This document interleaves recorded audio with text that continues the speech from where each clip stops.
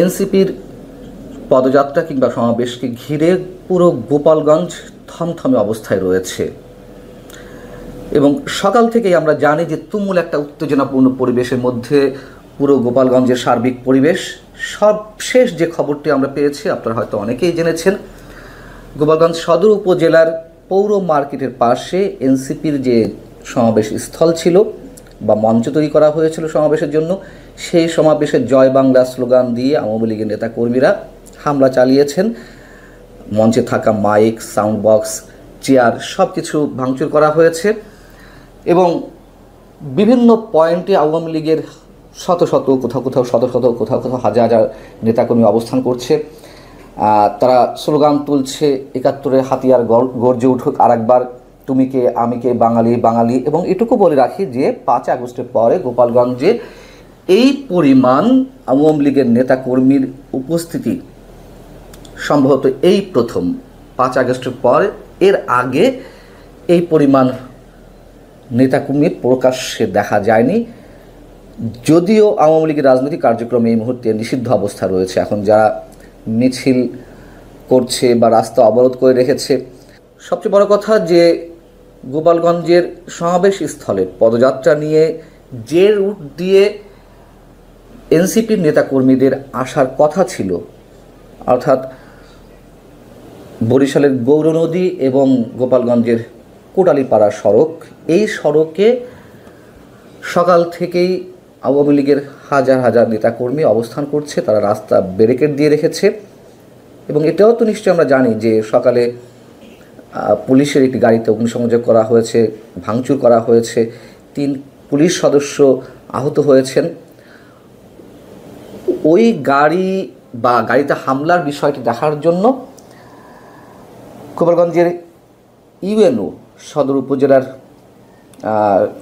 সম্ভবত ইউএনও, তিনি যখন বিষয়টি দেখার জন্য যাচ্ছিলেন তার গাড়ির সামনেও ব্যারিকেড সৃষ্টি করা হয় গাছ ফেলে। এই অবস্থায় এসে আওয়ামী লীগের নেতাকর্মীরা যেটা বলছেন যে কোনো অবস্থাতেই এনসিপির পদযাত্রা গোপালগঞ্জে হতে দেওয়া হবে না বা তাদেরকে সমাবেশ করতে দেওয়া হবে না।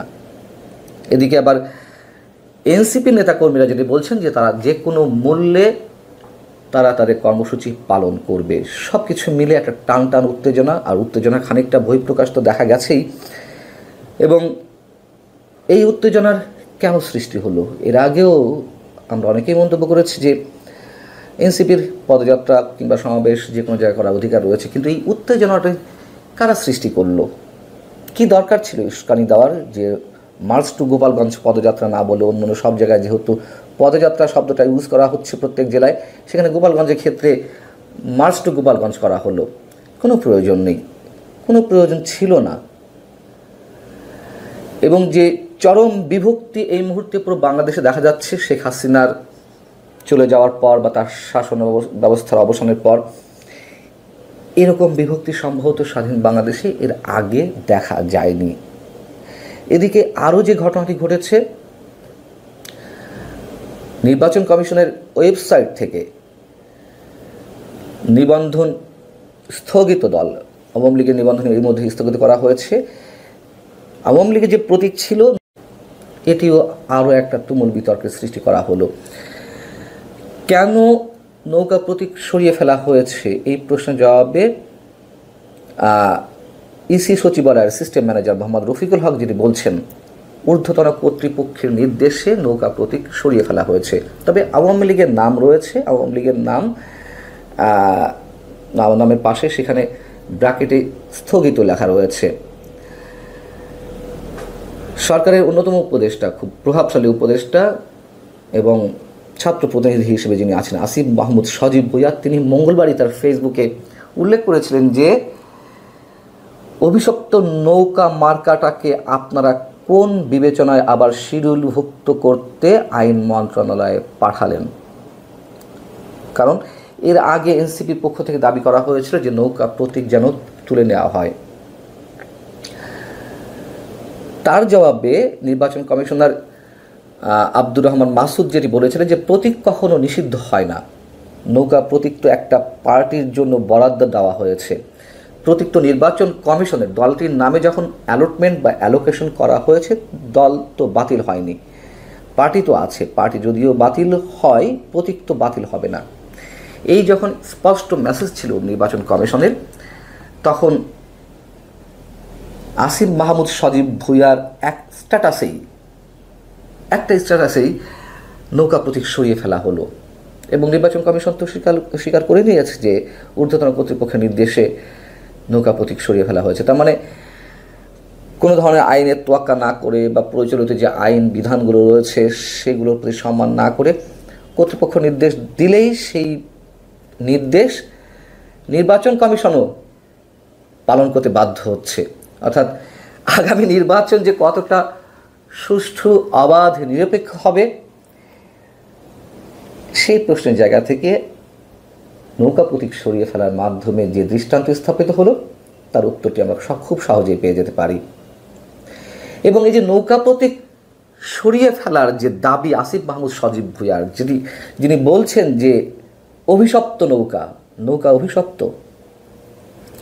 এই নৌকা প্রতীক নিয়েই তো আওয়ামী লীগ নির্বাচন করে যে নিরঙ্কুশ সংখ্যাগরিষ্ঠতা অর্জন করেছিল 70-এর নির্বাচনে, পাকিস্তানি শাসক গোষ্ঠী সংখ্যাগরিষ্ঠ দলের হাতে যখন ক্ষমতা হস্তান্তর করতে টালবাহানা শুরু করলো, সেই থেকেই তো স্ফুলিঙ্গ থেকে দাবানল ছড়িয়ে পড়লো সারা পূর্ব পাকিস্তানে, এবং তার মধ্য দিয়েই মুক্তিযুদ্ধের যে চূড়ান্ত পথটি তা নির্ধারিত হলো আমাদের জন্য। আওয়ামী লীগকে ফ্যাসিবাদ বলি, স্বৈরাচার বলি, যাই বলি না কেন, আমি আমার ইতিহাসকে কীভাবে অস্বীকার করব, নৌকা প্রতীককে কীভাবে অভিশপ্ত বলবো? মানে এটিও একটা পূর্ব পরিকল্পনা। আমাদের স্বাধীনতা যুদ্ধের, মুক্তিযুদ্ধের কোনো কিছু থাকবে না, কোনো কিছু রাখা হবে না, নৌকাকে অভিশপ্ত প্রতীক বলা হচ্ছে। বলুন না, যা ইচ্ছে আওয়ামী লীগকে বলুন, আমরাও বলতে পারি। এমন তো না যে আওয়ামী লীগ দুধে ধোয়া। আওয়ামী লীগ অবশ্যই স্বৈরাচারী আচরণ করেছে 15 বছরে, কিন্তু আমি তার সাথে সাথে ইতিহাসের সব কিছুকে অভিশপ্ত বলবো, এইগুলো থাকবে না, থাকার কথা নয়। গোপালগঞ্জে শেষ পর্যন্ত কি হয় আমাদের দেখার প্রয়োজন রয়েছে, এবং সেখান থেকে নতুন করে যে কোনো ধরনের সমীকরণ অনেকেই নির্ণয় করতে পারেন, এবং রাজনৈতিক মোড় অন্যদিকে ঘুরতে পারে। দেখা যাক কি হয়।